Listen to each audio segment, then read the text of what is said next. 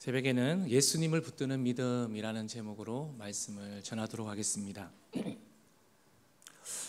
요즘 우리 성도님들은 무엇에 이끌려서 살아가십니까? 신앙에 이끌려 사십니까? 아니면 내 생각에 이끌려서 살아가십니까? 우리는 무엇에 이끌려 살아가느냐가 너무나도 중요합니다. 오늘 본문을 한번 보십시오. 예수님은 습관을 따라서 감난산에 갔다고 나옵니다. 감난산은 예루살렘에서 멀지 않지만 그렇다고 가까운 거리도 아닙니다. 습관을 따라 이곳에 가신 이유가 분명히 있습니다. 바로 기도하기 위해서입니다. 주님은 삶이 기도였고 기도가 곧 삶이었습니다. 그래서 감난산에 이르러 주님은 제자들에게 유혹에 빠지지 않게 기도하라고 말씀하시죠. 이때가 언제냐? 예수께서 십자가를 지시기 하루 전날이었고 제자들이 주님 곁을 떠나는 실망스러운 일이 발생하기 바로 직전이었습니다. 주님은 제자들이 사탄의 유혹에 이끌려 흩어질 것을 아시고 기도하라고 말씀하신 것이죠. 그런데 주님이 기도 후에 제자들에게 와서 그들을 보니 그들은 깊은 잠에 빠져 있습니다. 주님은 그 모습을 보고 슬퍼하셨습니다. 결국 그들은 그날 밤에 사탄의 유혹에 이끌려 신앙을 팔아먹고 뿔뿔이 흩어지게 됩니다. 우리는 무엇에 이끌려 사느냐가 중요합니다.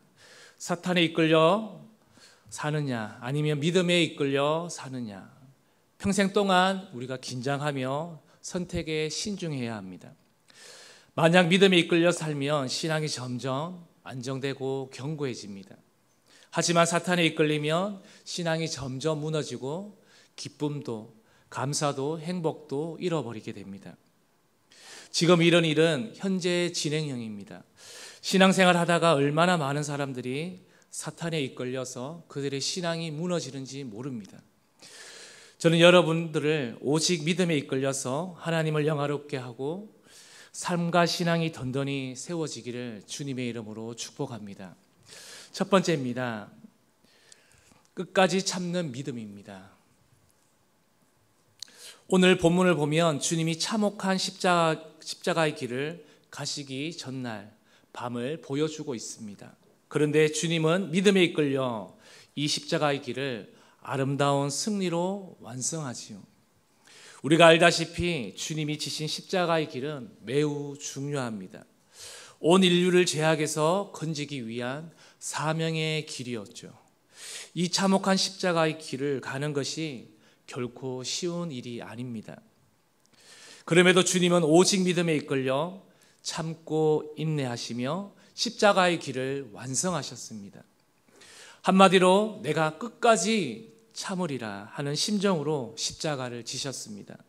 온몸에 통증이 지속되어도 군중들의 비난 속에도 제자들이 실망을 일으켜도 주님은 믿음에 이끌리시며 참으셨다는 것입니다.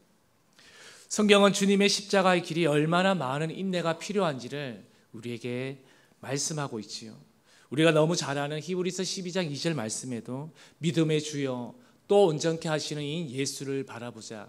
그는 그 앞에 있는 기쁨을 위하여 십자가를 참으사 부끄러움을 개의치 아니하시더니 하나님 보좌 우편에 앉으셨느니라.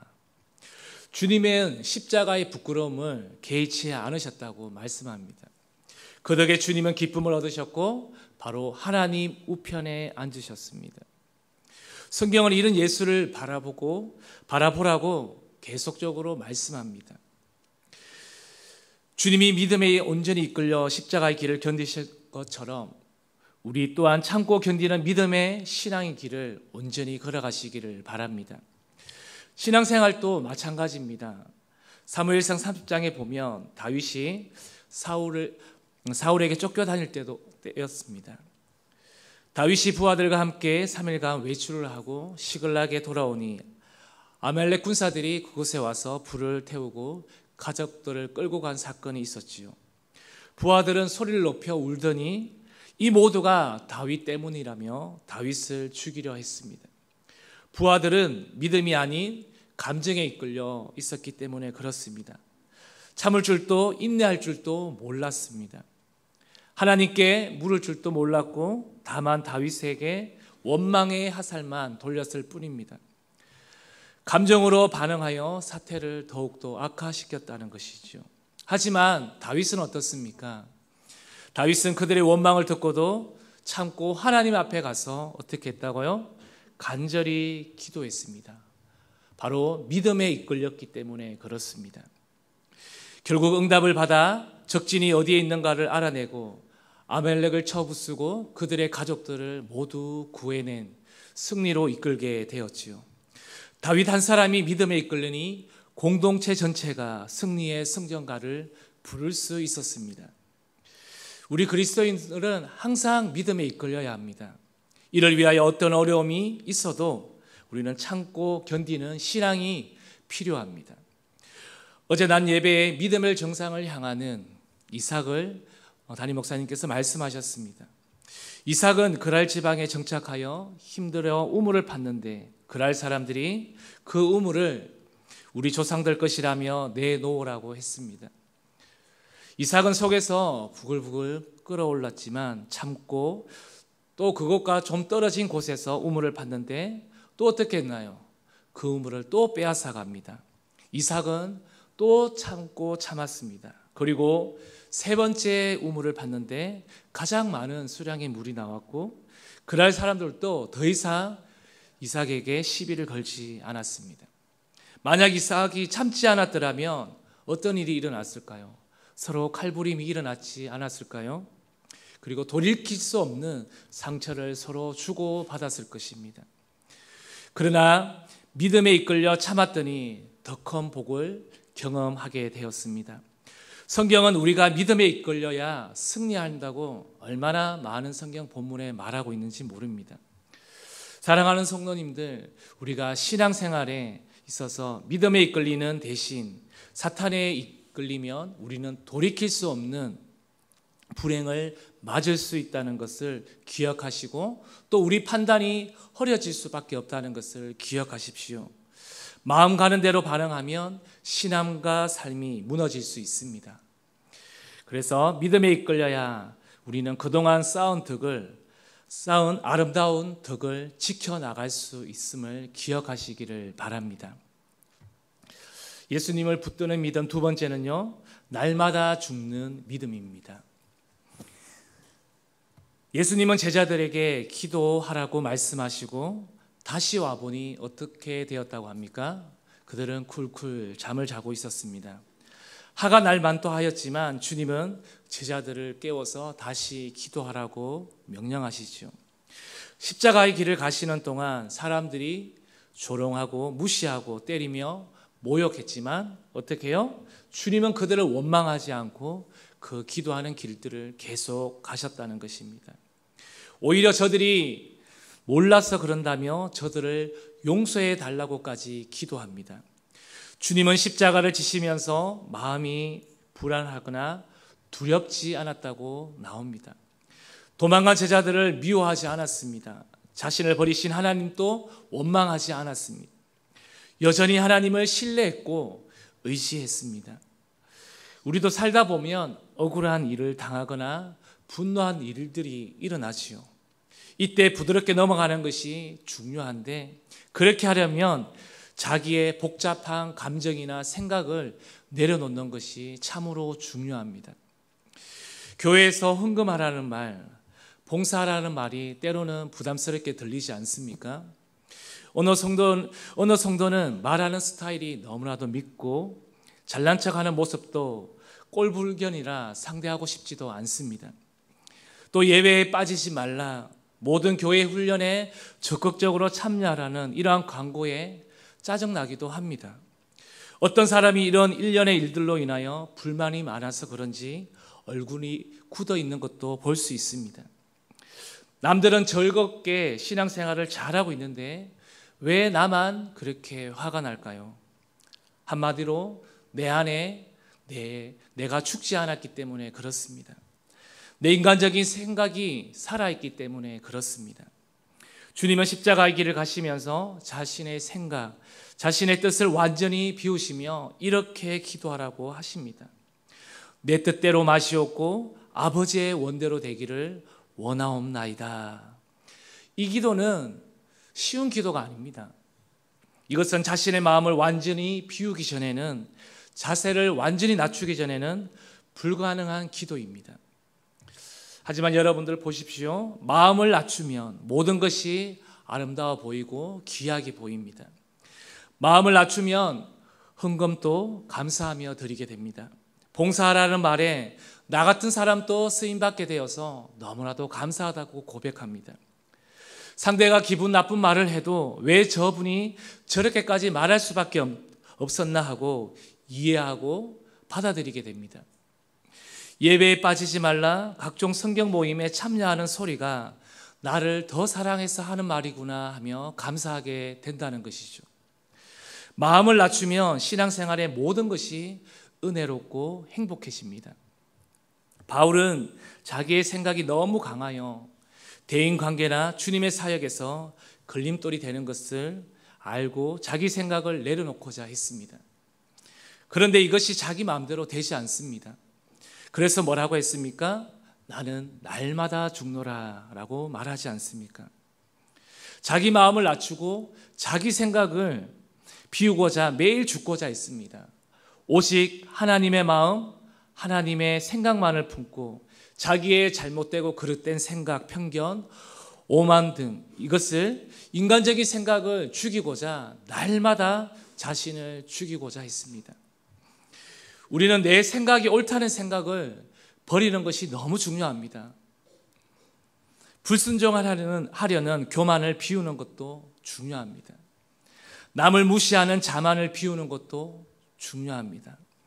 하나님 뜻보다 내 생각을 앞세우는 것도 너무 중요합니다. 그것을 내려놓아야 합니다. 이렇게 내 마음을 비워야 원망과 불평이 생기지 않습니다. 불순종을 멀리하게 됩니다. 그래서 나를 비우면 남이 귀하게 보이고 남이 하는 것들이 귀하게 보입니다. 우리는 사람이 아닌 하나님 앞에서 살아가고 있음을 의식할 때에 나를 비우고 새로워질 수가 있습니다. 그래야 우리의 신앙이 바로 설 수가 있음을 우리는 기억하시기를 바랍니다. 2022년 다니엘 기도에 말씀 선포자로 나오신 최인선 목사님의 간증입니다. 김천의 은혜의 드림 교회를 심호하시는 목사님이십니다. 아름답게 참으로 성장한 교회였는데요. 그런데 목사님이 주도해서 자전거 타기 운동을 벌였다고 합니다. 그래서 2009년 목사님을 포함해서 5명에서 어느 날 자전거를 타고 그 목적지에 갔다가 돌아오는 길에 교회에 기둥 같은 두 분이 차와 부딪혀 현장에서 즉사했다고 합니다. 장례를 슬픔 속에서 치렀습니다. 이제 유가족들이 자전거 타기 운동을 주도한 목사님과 교회에 소송을 걸면 교회를 팔아서 져야 할 판이었습니다. 두 부인 집사님들은 곰곰이 생각했습니다. 감정에 이끌려 분노하며 교회의 책임을 물을 것인가, 아니면 하나님이 기뻐하시는 길을 선택할 것인가. 온 교회는 기도하며 숨을 죽이고 있었습니다. 두 부인 집사님들이 마침내 결심한 사실을 바로 목사님과 교회에 알렸습니다. 우리는 교회에 어떠한 요구도 하지 않고 천국 가신 남편의 목까지 더 열심히 교회를 위해서 섬기겠습니다.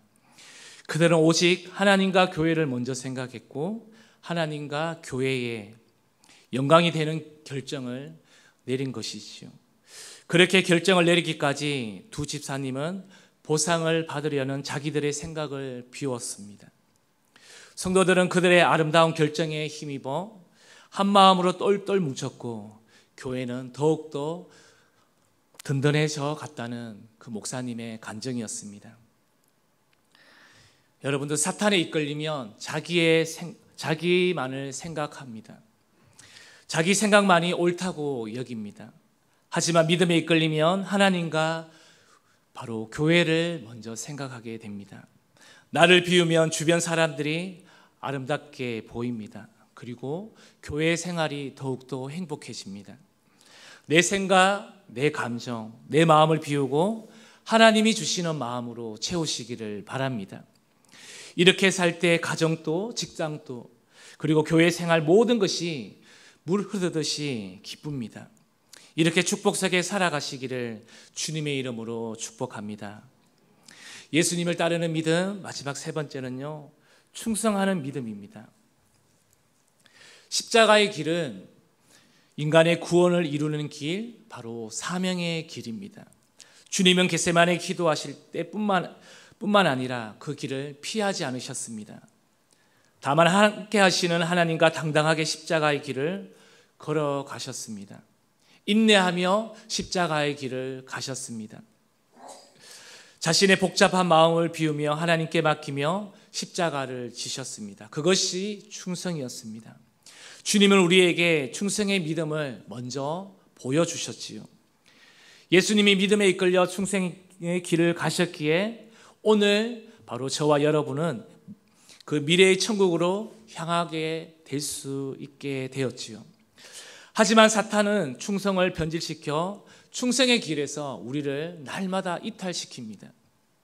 그러나 하나님은 사명을 완수할 때까지 우리에게 끝까지 충성하라고 계속해서 격려합니다. 이를 위하여 우리에게 또한 직분까지 주셨지요. 성경은 말씀합니다. 고린전서 4장 2절에 보면 맡은 자들에게 구할 것은 충성이니라 말씀합니다.